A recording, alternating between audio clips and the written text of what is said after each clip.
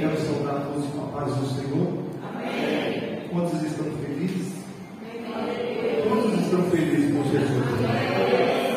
Meus irmãos, é sempre um privilégio trazer a mensagem de Deus, e é sempre também uma responsabilidade muito grande, uma vez que todos que estão aqui querem ouvir algo da parte de Deus, não é?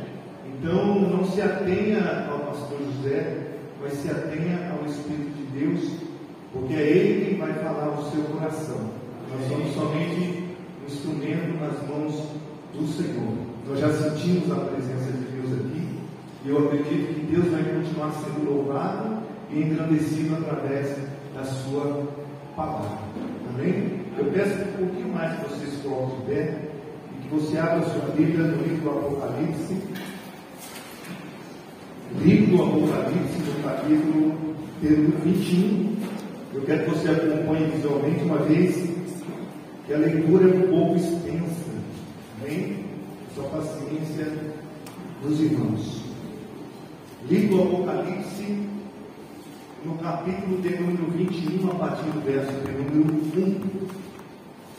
Hoje é um culto especial, meus irmãos, culto de Santa Ceia, e nós temos que ter a total referência a Deus e a palavra do Senhor. Capítulo 21 do livro do Apocalipse. Todos já acharam? Amém? Diz assim a palavra do Senhor: vi um novo céu e nova terra, pois o primeiro céu e a primeira terra passaram, e o mar já não existe. Vi também a cidade santa, Nova Jerusalém, que desceu do céu da parte de Deus, ataviada como noiva adornada para o seu esposo. Então ouvi grande voz vinda do trono, dizendo: eis o tabernáculo de Deus com os homens, Deus habitará com eles, eles serão povos de Deus, e Deus mesmo estará com eles, e lhes enxugará os olhos toda lágrima, e a morte já não existirá, já não haverá luto, nem pranto, nem dor, porque as primeiras coisas passaram. E aquele que está sentado no trono disse: eis que faço novas todas as coisas. E acrescentou: escreve, porque essas palavras são fiéis e verdadeiras. Disse-me ainda: tudo está feito. Eu sou o Alfa e o Ômega, o princípio e o fim. Eu, a quem tem sede, darei de graça da fonte da água da vida. O vencedor herdará estas coisas. Eu lhe serei Deus e ele me será filho. Quanto, porém, aos covardes, aos incrédulos, aos abomináveis, aos assassinos, aos impuros, aos feiticeiros, aos idólatras e a todos os mentirosos, a parte que lhes cabe será no lago que arde com fogo e enxofre, a saber, a segunda morte. Verso 9. Então veio um dos 7 anjos que tem as 7 taças cheias dos últimos 7 flagelos e falou comigo dizendo: vem, mostrar-te-ei a noiva, a esposa do Cordeiro.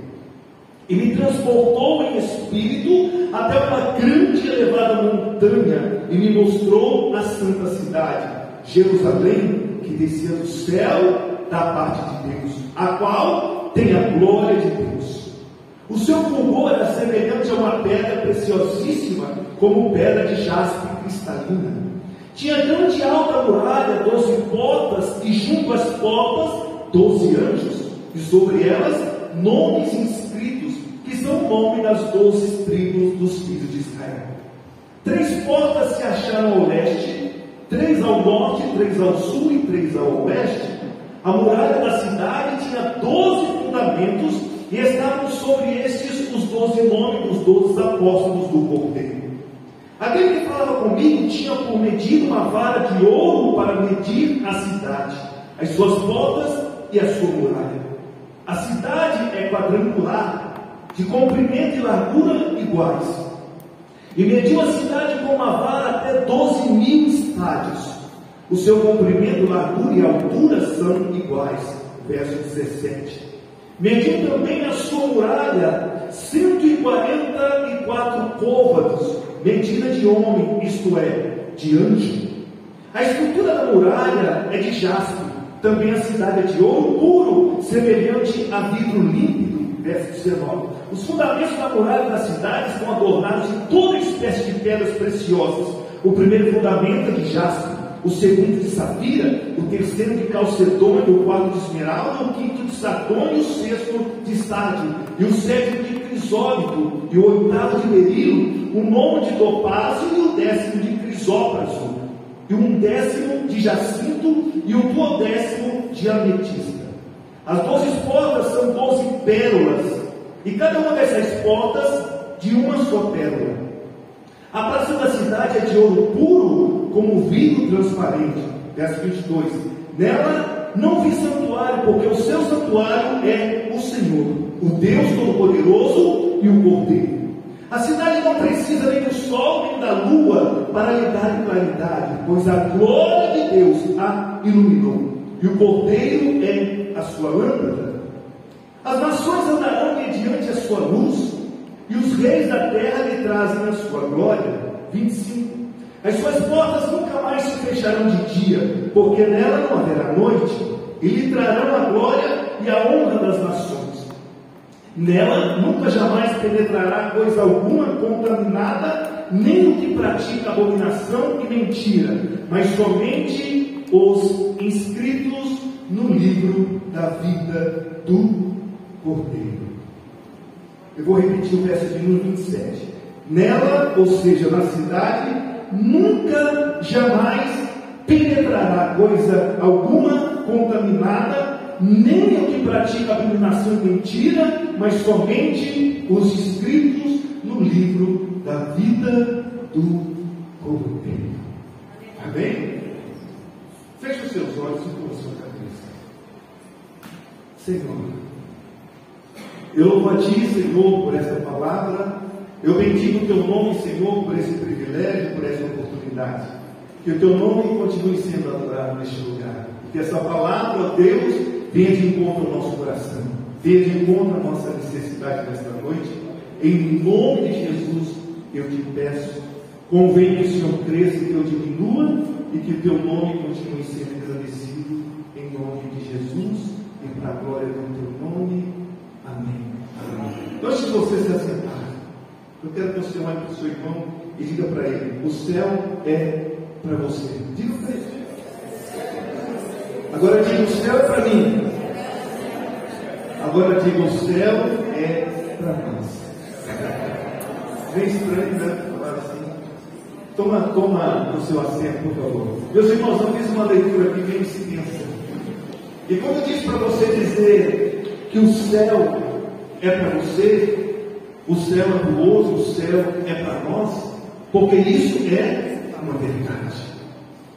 O único motivo pelo qual a igreja está de pé é porque é firmado nessa visão que João teve. Porque o próprio Jesus, ele nos assegura, Deus te abençoe, ele nos garante, ele nos faz essa promessa de um dia nós morarmos nas mansões celestiais. E João, na ilha de Patmos, ele tem o privilégio de ter essa visão de uma nova Jerusalém que descia do céu.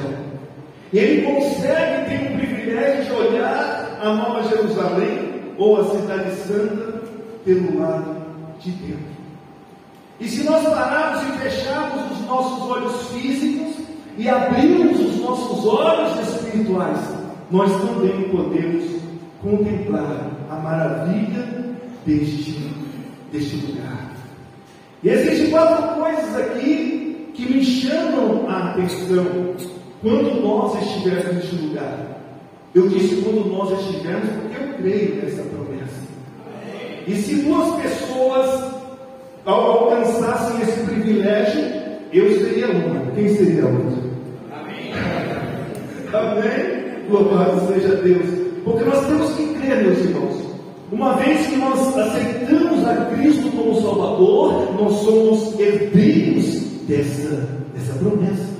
E quatro coisas me chamam a atenção neste lugar, ou que nós encontraremos neste lugar. A Bíblia no verso 4 ele diz que naquele dia Deus enxugará toda lágrima, não haverá mais morte, não existirá mais luto, nem pranto, nem dor, porque essas coisas já se passaram. Então quem sabe aqui na terra você tem passado por essas situações. Você tem derramado suas lágrimas, quem sabe passado por enfermidade, por dor. Quem sabe alguém da sua família cristã que faleceu, morreu. Mas neste lugar não haverá nada dessas coisas. A segunda coisa que me chama a atenção é que neste lugar não haverá sol, ou não vai precisar de sol nem lua, porque a glória de Deus é quem vai iluminar este lugar. Olha só. E a terceira coisa, diz que nela não penetrará coisa alguma que pratique abominação e mentira, porque somente os que estão escritos nos livros da vida do Cordeiro é que terão o privilégio de atravessar os portões celestiais. Aqui é o final de todas as coisas, mas que nós possamos entender o final, nós temos que ir lá no início, para entender como tudo começou. Vocês conhecem a passagem onde Adão e Eva, eles estavam ali, Deus os encontrou no jardim do Éden, e pela desobediência, Eva é enganada pela serpente, e ali eles desobedecem à ordem de Deus, e a consequência disso é que eles foram expulsos do jardim do Éden, sem antes receberem a sentença de Deus. Adão teve a sua sentença, Eva teve a sua sentença, e a serpente também teve a sua sentença. Então eles saem, eles começam a se multiplicar. E no capítulo 12, a Bíblia diz que Deus chama Abraão e diz para ele: Abraão, sai da sua terra, do meio da sua parentela, e vai para uma terra que eu vou te orientar. Então Deus faz promessas a Abraão, ele ouve a voz de Deus, ele aceita essas promessas e vai para uma terra longínqua, onde ele não sabia, mas ele acreditou naquilo que Deus havia prometido. Abraão gera Isaac, Isaac gera Jacó, e Jacó gera as 12 tribos de Israel. Mas a Bíblia diz que Jacó, ou Israel, ele amava mais o seu filho menor, José, do que os seus outros irmãos. Em consequência disso, ele faz uma túnica de muitas cores, e isso atrai a atenção dos seus irmãos, e isso traz o ciúme a eles.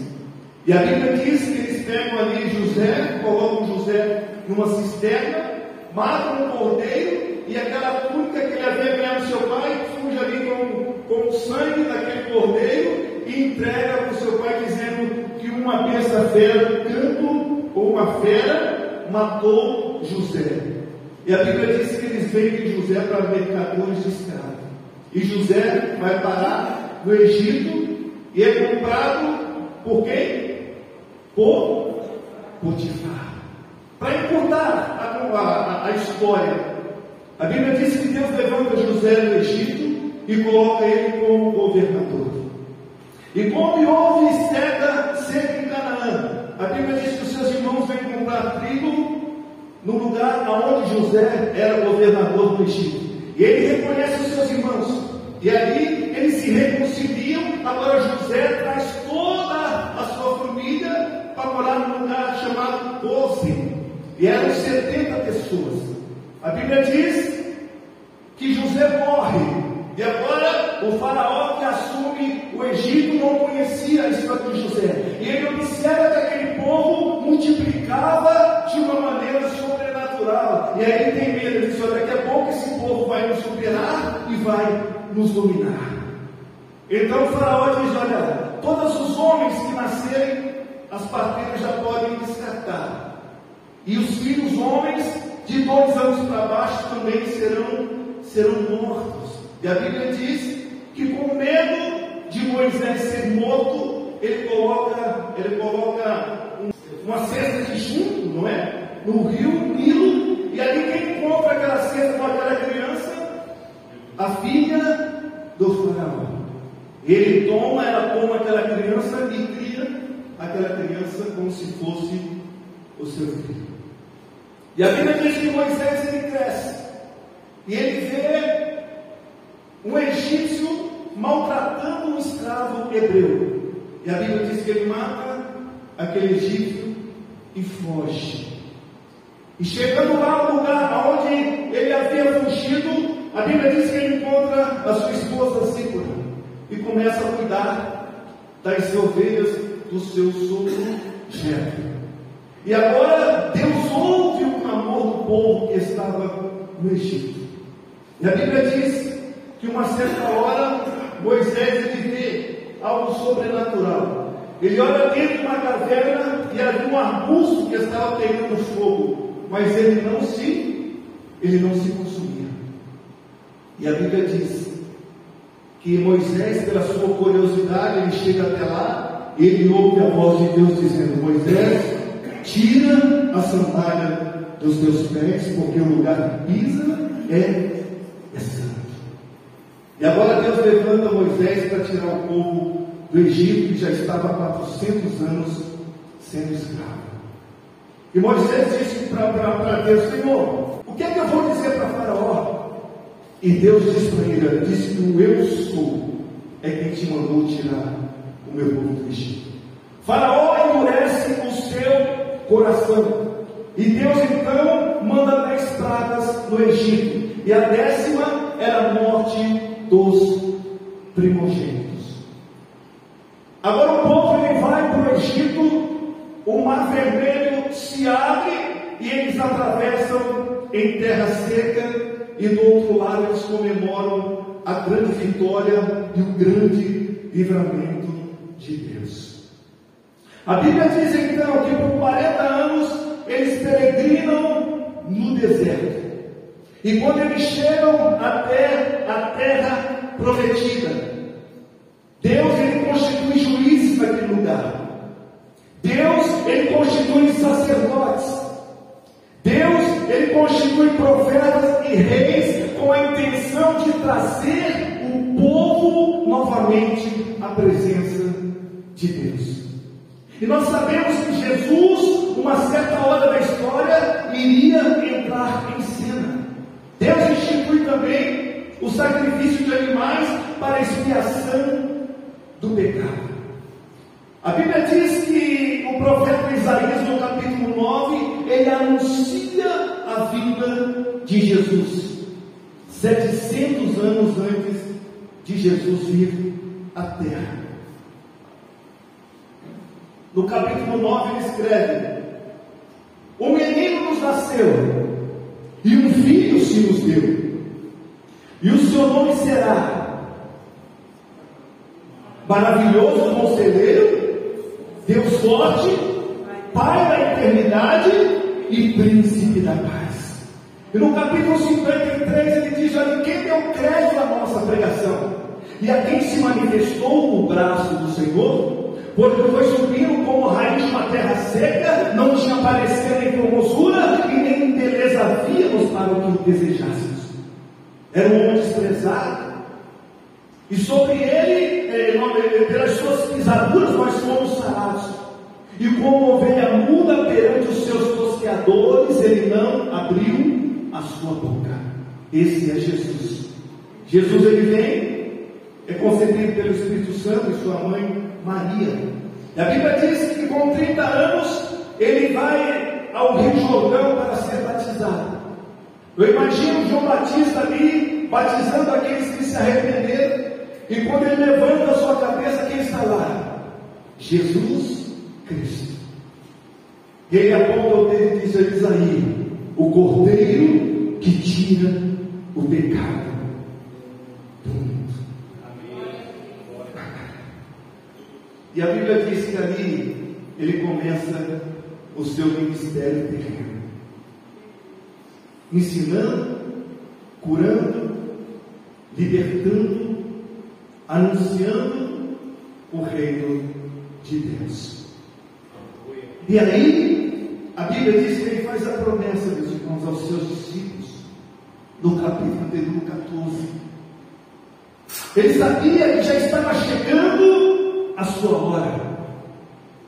Ele anunciou aos seus discípulos: olha, eu vou ter que ser entregue aos homens, mas não se turbe o vosso coração. Credes em Deus, credes também em mim, porque na casa do meu pai há muitas moradas, e se não fosse assim, eu não vou aos temeativos. Eu vou vos preparar um lugar, só que eu voltarei e vos levarei para mim mesmo, para que onde eu estiver, estejais vós também. Aleluia. E aí Pedro disse: Senhor, Jesus falou: mas você já sabe o caminho. Aí Pedro falou assim: se nós não sabemos para onde vamos, nós não sabemos para onde o Senhor vai, como é que nós vamos saber o caminho? Aí no verso 6 ele disse: eu sou o caminho, a verdade e a vida. Ninguém vem ao Pai a não ser por mim. Jesus é preso, é julgado, é crucificado, é morto, e ao terceiro dia ele ressuscita. Ele sabia, meus irmãos, que isso iria acontecer. E um sentimento só foi suficiente para que ele entregasse a sua vida por mim e por você. O sentimento foi amor. A Bíblia diz que Deus amou o mundo de tal maneira, João 3,16, que deu seu Filho unigênito para morrer na cruz do Calvário, para que todo aquele que nele crê não pereça, mas tenha vida eterna. Meus irmãos, nós temos que entender que nós somos pecadores. Nós herdamos o pecado original, sim ou não? Romanos 3,23 diz que todos pecaram e estão destituídos da glória de Deus, ou são carentes da glória de Deus. Preste atenção no que a Bíblia diz em Romanos, no capítulo 5, verso de número 19. Porque como pela desobediência de um homem, quem? Adão, muitos se tornaram pecadores, assim também por meio da obediência de um só, muitos serão justos. Quem é esse? Jesus. Então por Adão entrou o pecado, e a salvação veio através de Jesus Cristo, e nós glorificamos a Deus por isso. Amém. O pastor disse aqui uma coisa interessante. A Bíblia diz que aquele que crê e for batizado será salvo. O autor de Hebreus diz que com a sua boca você confessar, e que se no coração você crê e Jesus veio e morreu para que eu fosse salvo, eu também sou salvo, eu alcanço a vida eterna. Mas eu preciso fazer a manutenção da minha salvação. Eu ouvi o pastor dizer uma vez: salvo para sempre. Nada disso, irmãos. Nós temos que lutar para que nós possamos atravessar ou transpor os portões celestiais. Nós temos aqui no último versículo do capítulo 21 que só entrará naquele lugar aqueles que foram achados no livro da vida do Cordeiro, aquele que estiver com seu nome escrito no livro da vida. Aleluia. Eu aceitei a Cristo, eu confessei a Cristo, eu desci as águas batismais, e agora? Isso não é o suficiente.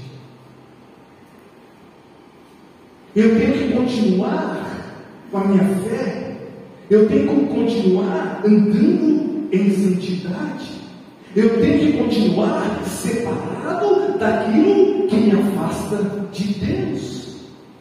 A Bíblia diz que o salário do pecado é a morte, mas o dom gratuito de Deus é a vida eterna. Então eu tenho que lutar para alcançar. Jesus, ele prometeu voltar, mas enquanto isso não acontece, eu tenho que manter a minha vida íntegra diante de Deus.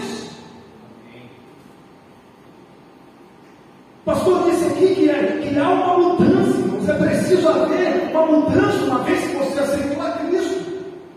A natureza de Cristo está enraizada em nós, porém o velho homem também está lá.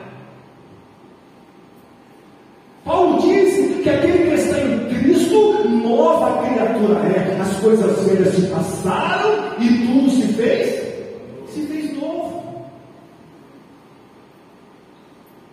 Eu me lembro de uma palavra que Martinho Lutero disse. Eu pensei que o meu velho homem tinha morrido no batismo, mas mal sabia eu que ele sabia nadar. Você sabe o que ele está dizendo? Há duas naturezas, irmãos, o que Paulo fala em Romanos. A carne combate contra o Espírito e o Espírito contra a carne. Há uma guerra dentro de nós, da nova natureza e a velha natureza. Então quem nos alimentarmos mais vai vencer o outro. Então essa guerra é constante, e eu preciso me certificar se o meu nome ainda está escrito. Ah, pastor, mas Jesus ele pode demorar. Eu ainda tenho tempo. Não se iluda com isso. Não se iluda com isso. Uma vez que a Bíblia diz que ele virá como um ladrão de noite. Sabe o que é isso? O ladrão ele não avisa, ele não liga na sua casa e diz: olha, deixa o cadeado aberto aí, pelas 2 horas da manhã eu vou roubar a sua casa. Mas o ladrão sempre nos pega de surpresa. Alguém pode dizer: mas quando eu era ímpio, quando eu não era crente, minha vida era melhor. Era isso que o povo lá de Malaquias também dizia, a partir do verso 13, no capítulo 3. Vocês dizem que eu não tenho feito nada por você?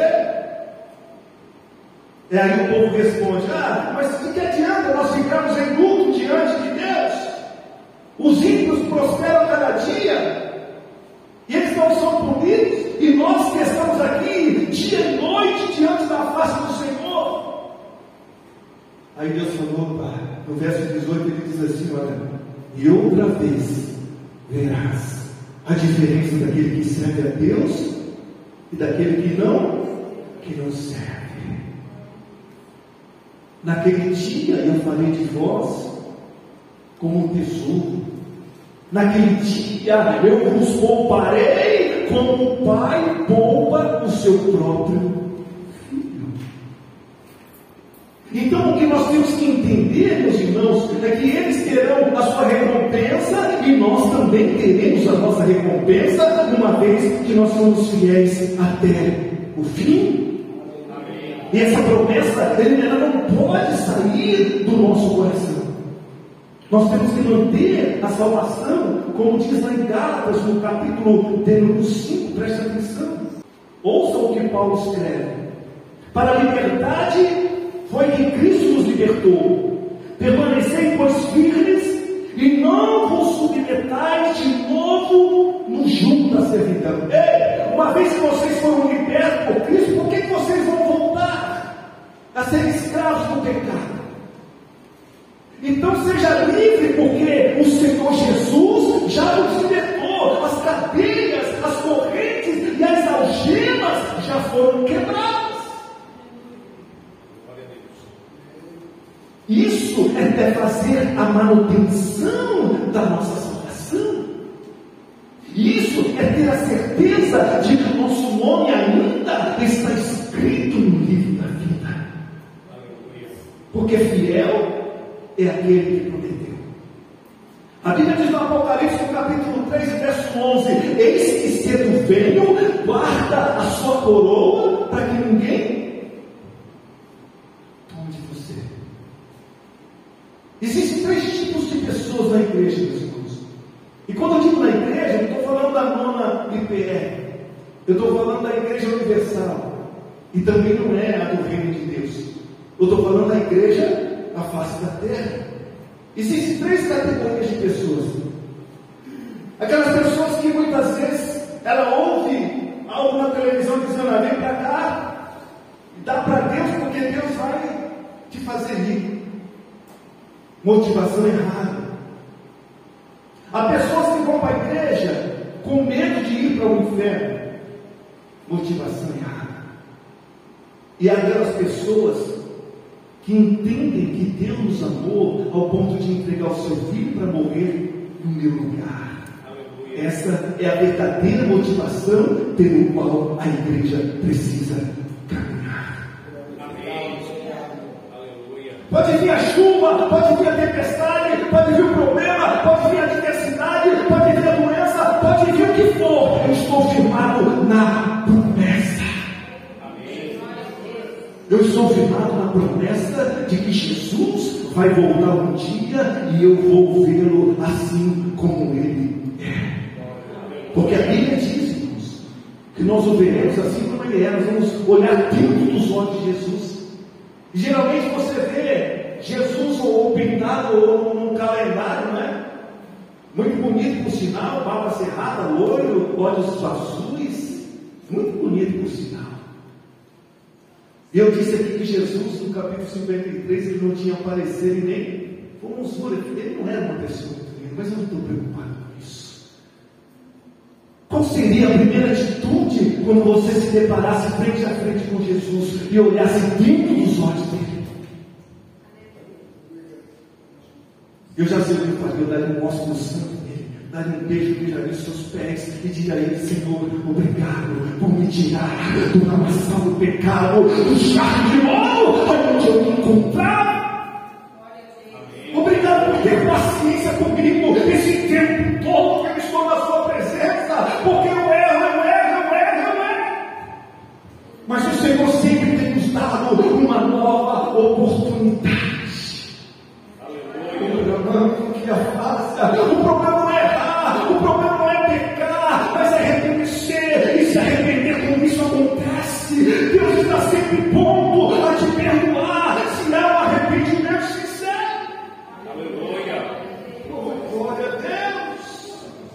Deus está sempre pronto, meus irmãos, porque nós pecamos constantemente. E João diz que aquele que não comete pecado, ou diz que não comete pecado, ele está pecando porque está mentindo.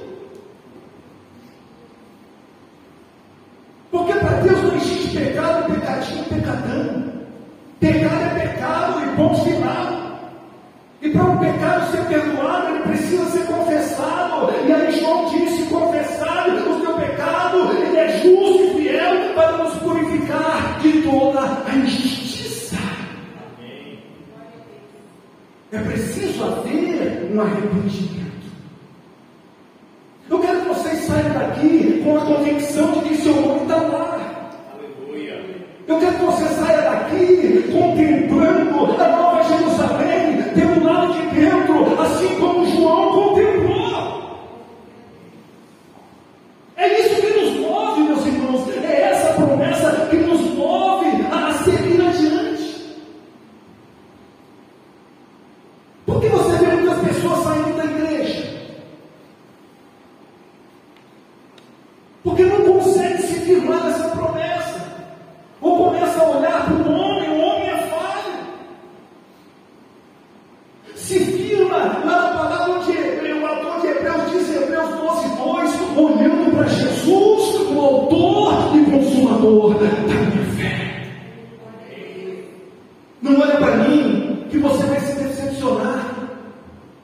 Não olha para o homem que você vai se decepcionar. Mas uma vez que você olhar para Cristo e o seu alvo for Cristo, Ele nunca, jamais vai te decepcionar.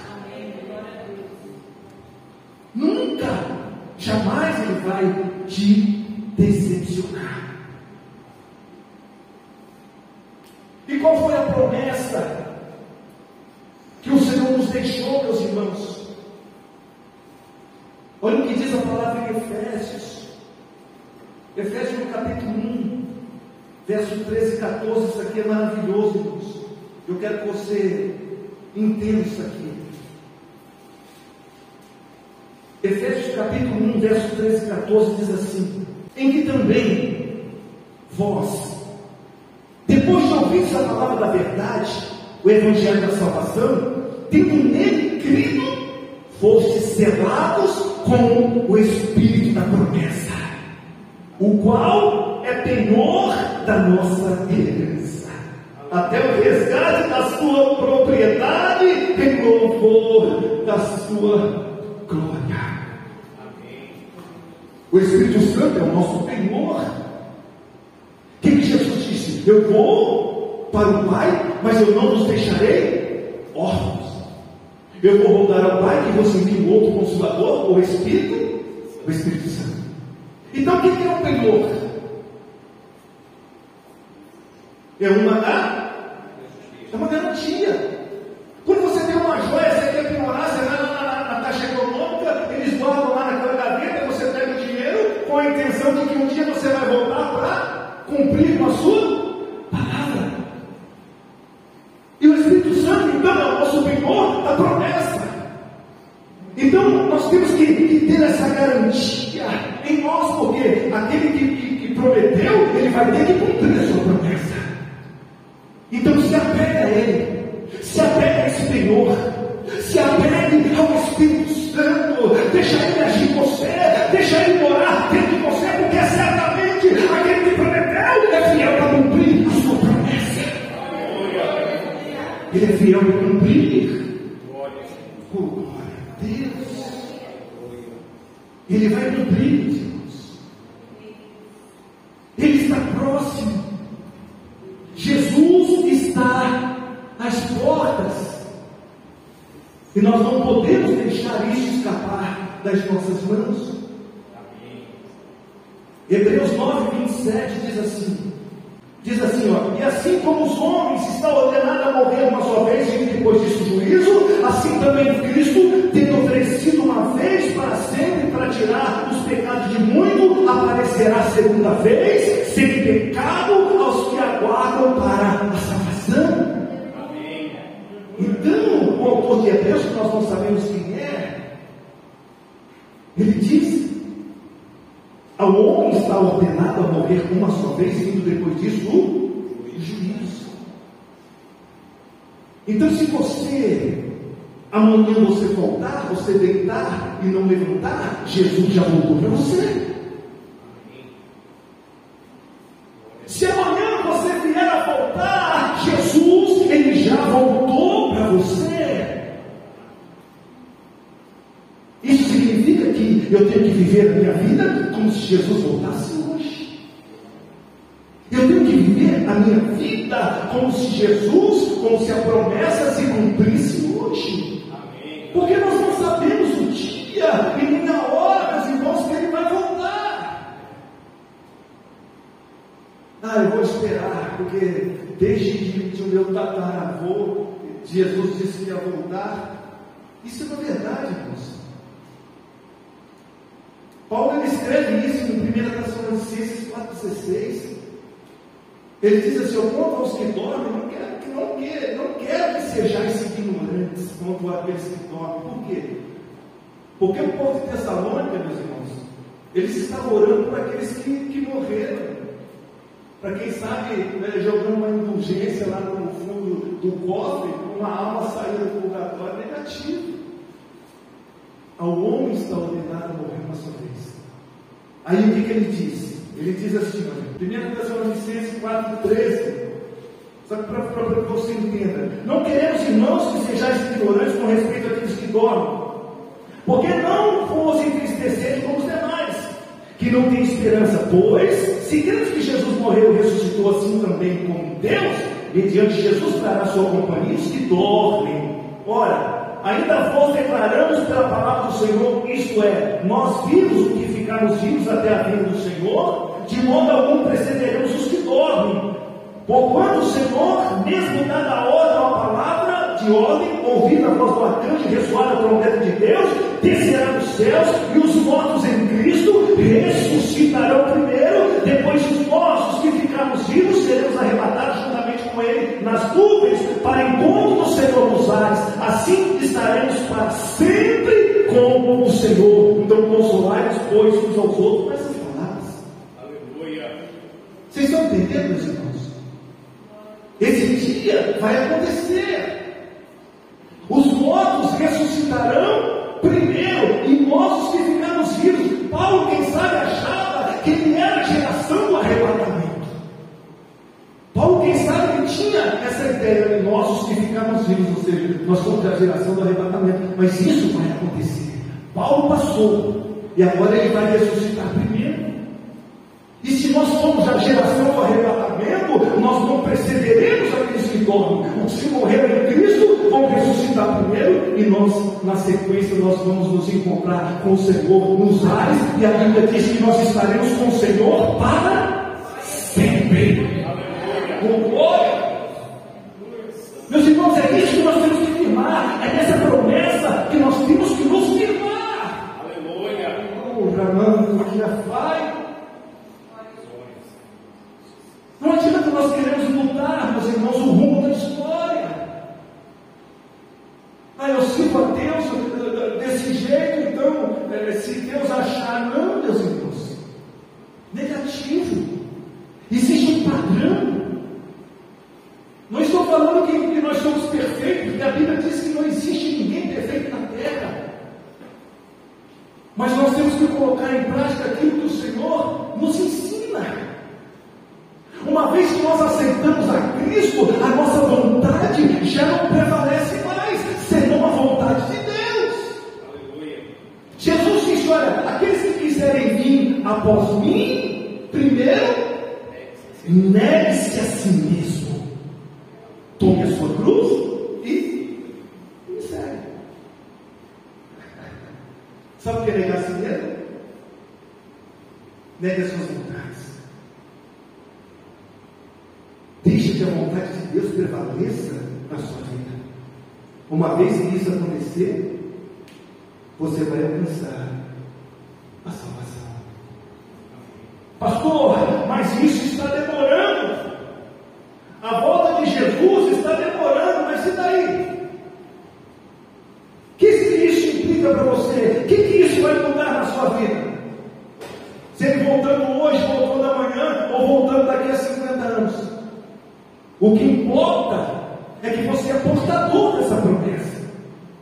Olha o que diz, meus irmãos, em 1 Tessalonicenses, no capítulo 5, verso 2. Irmãos, relativamente aos tempos e às épocas, não há necessidade de que eu vos escreva, pois vós mesmos estáis inteirados com precisão de que o dia do Senhor vem como um ladrão de noite.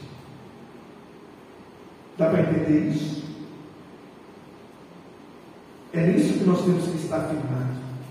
Aleluia. E nós temos que estar firmados naquilo que Pedro diz em 2 Pedro, no capítulo 3, e o verso de 1, 8 e 9. Há todavia uma coisa, amados, que não deveis esquecer, que para o Senhor um dia é como 1000 anos, e 1000 anos como um dia.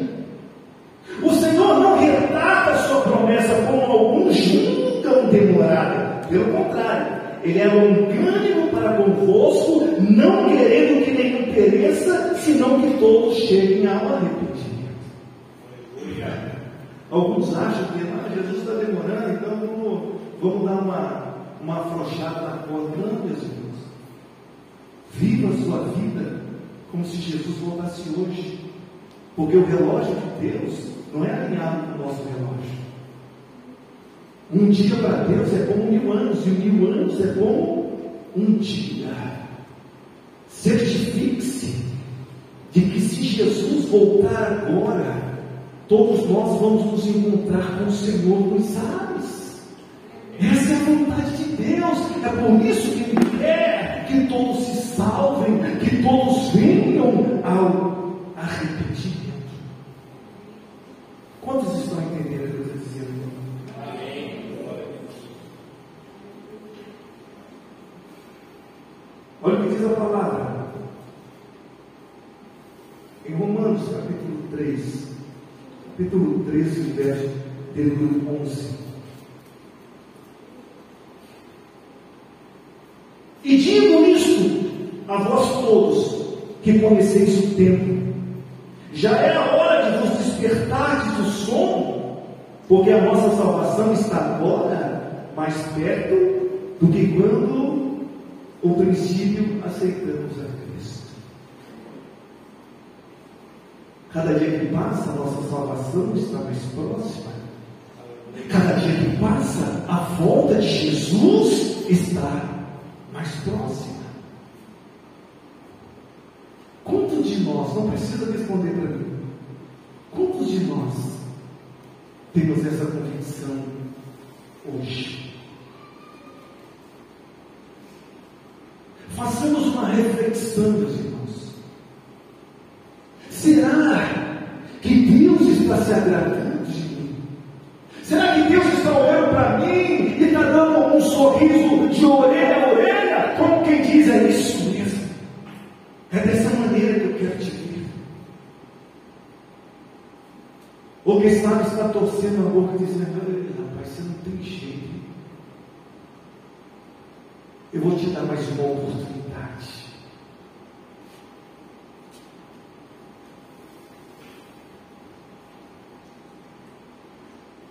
Meus irmãos, o mundo queira ou não, essa promessa vai se cumprir. E Daniel 12:2 diz assim, olha, uns ressuscitarão para a glória eterna, e outros para a vergonha e desprezo eterno. Não existe outra maneira, meus irmãos, de nós sermos salvos, se não passarmos pelo crivo de Cristo. O único que pode nos levar a Deus é Jesus. Ele disse isso lá em 14:6 de João. Eu sou o caminho, a verdade e a vida. Ninguém vem ao Pai a não ser por mim. Então vamos firmar a nossa vida em Cristo.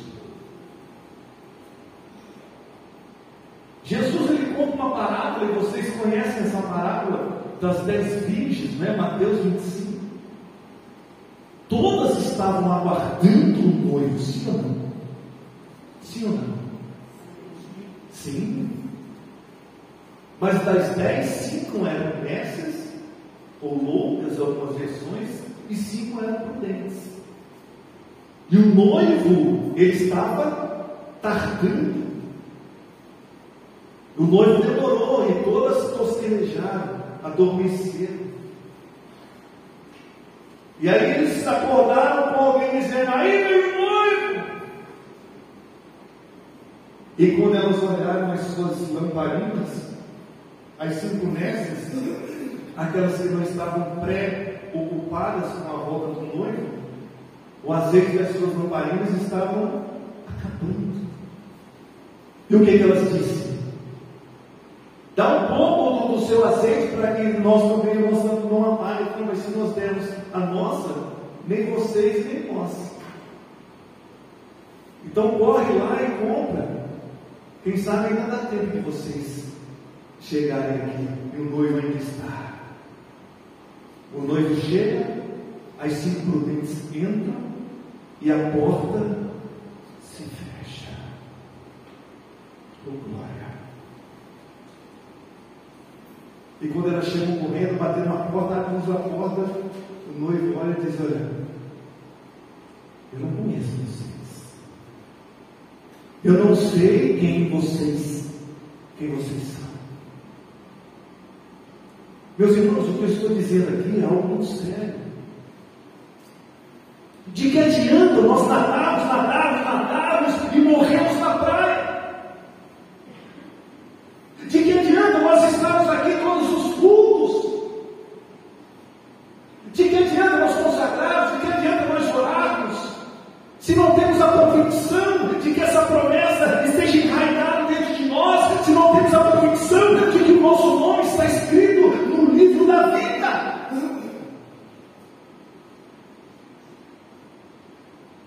Hoje é um dia de reflexão, meus irmãos. mais do que aceitar a Cristo, mais do que descer as águas, mais do que tomar a Santa Ceia, é ter a convicção de que se Jesus voltar, eu vou subir. Amém. E eu termino com isso. Mateus 7:22. Eu quero que você leia comigo, por favor. Livro de Mateus.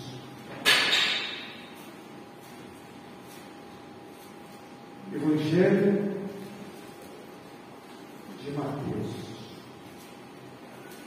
Eu termino com essa palavra.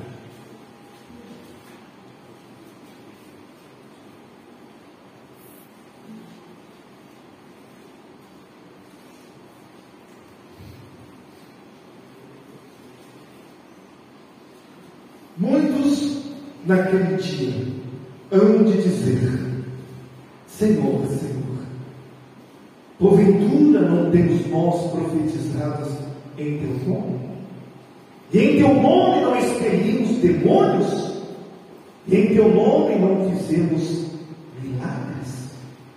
Então lhes direi explicitamente: nunca vos conheci.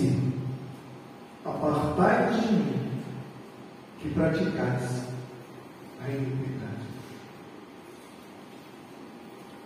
Nesse dia, meus irmãos, vai ter muita alegria, mas também vai ter muita tristeza. Nesse dia, quando o joio for separado do trigo, vai haver muita decepção. Vai haver alegria por um lado, por aqueles que perseveraram até o fim, e vai haver tristeza para aqueles que não atentaram a essa promessa. Nós temos que lutar para alcançar isso, meus irmãos, todos os dias. Nós temos que matar um leão por dia para alcançar isso. Eu termino a minha mensagem dizendo lá em Romanos 12:2. Eu gosto muito dessa passagem que ele diz: não vos conformeis com este mundo ou com este século, mas transformai-vos pela renovação do vosso entendimento, para que possais experimentar qual seja a boa, agradável e perfeita vontade de Deus. O mundo, meus irmãos, ele quer nos afastar da presença de Deus. Eu até trouxe uma mensagem por esses dias dizendo os 3 maiores inimigos do cristão: o mundo, a carne e o diabo. Eles querem nos afastar da presença de Deus. E quando Jesus escreve, ele pede para escrever lá em 3:11 do Apocalipse, é justamente isso: toma cuidado para que ninguém roube a tua coroa. E tem muita gente interessada que você não vá para o céu. Então lute até o final. Lute todos os dias contra esses inimigos que querem arrancar de você aquilo que de mais precioso você tem: a tua salvação. Amém? Fique de pé, por favor. Glória a Deus. Quero que você feche os seus olhos. Coloca a mão no teu coração. Glória a Deus.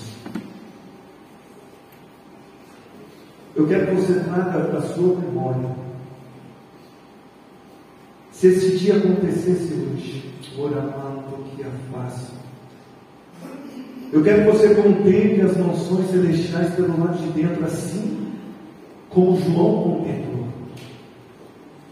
Você adentrando as mansões celestiais e Jesus dizendo: vinde, benditos do meu Pai. Oh, glória! Vindes, benditos do meu Pai! Vem participar da ceia, porque sou eu quem vou servir-vos. Contemple você participando de um grande coral, adorando a Deus. Contemple as ruas de ouro, contemple os muros de cristal. Contemple a glória de Deus que é manifestada naquele lugar. Glória. O céu é para você. Glória a Deus, o céu é para você. Essa promessa é para você.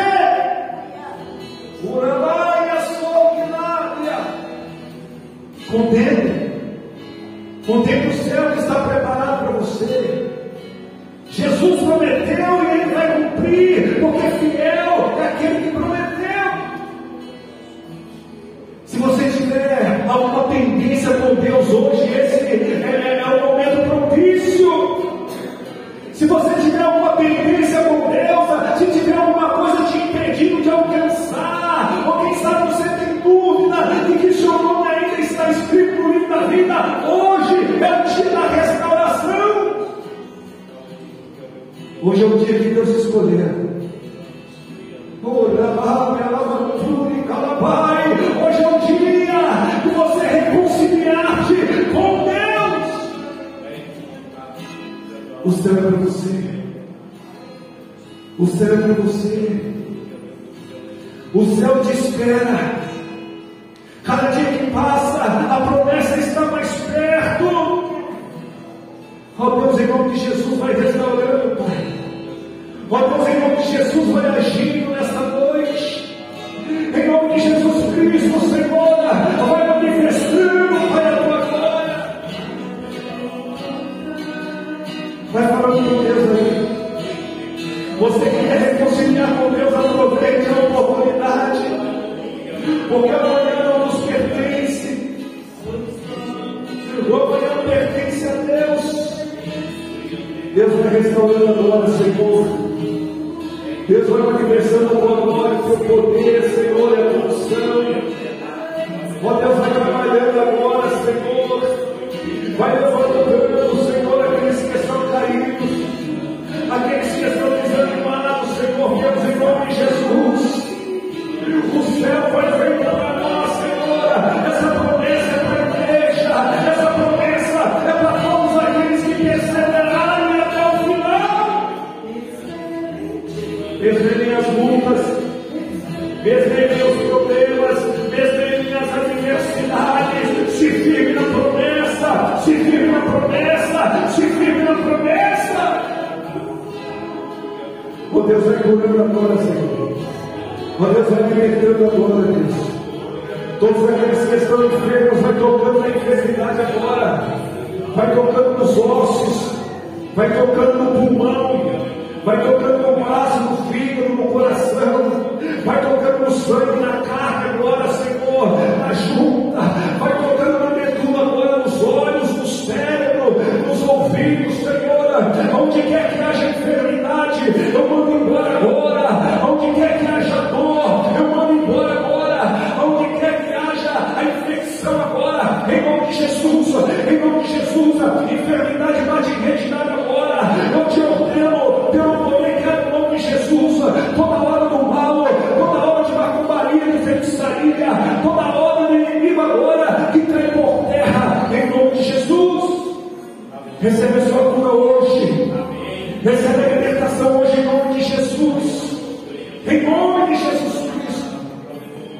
Você que quer reconciliar com o Senhor, você que quer fazer uma nova aliança com Deus, oh, glória a Deus, aproveite essa oportunidade. Deus está de braços abertos nessa noite. Deus está de braços abertos, cheio, Pai. Aleluia, aleluia, aleluia, aleluia. Oh, o céu foi feito para você, querido. O céu foi feito para você, querida. Jovem, o céu te pertence. A promessa cabe a você. A promessa cabe para você. A promessa foi feita para a igreja. Aleluia. Louvado seja Deus. Diga comigo assim, Senhor. Diga, Senhor, eu recebo a tua palavra. E eu creio nessa promessa. E que ela vai se cumprir E eu tenho a convicção nessa noite de que o meu nome está escrito no livro da vida. Eu vou contemplar as mansões celestiais, literalmente, pelo lado de dentro. E ali eu vou contemplar a tua glória, porque eu creio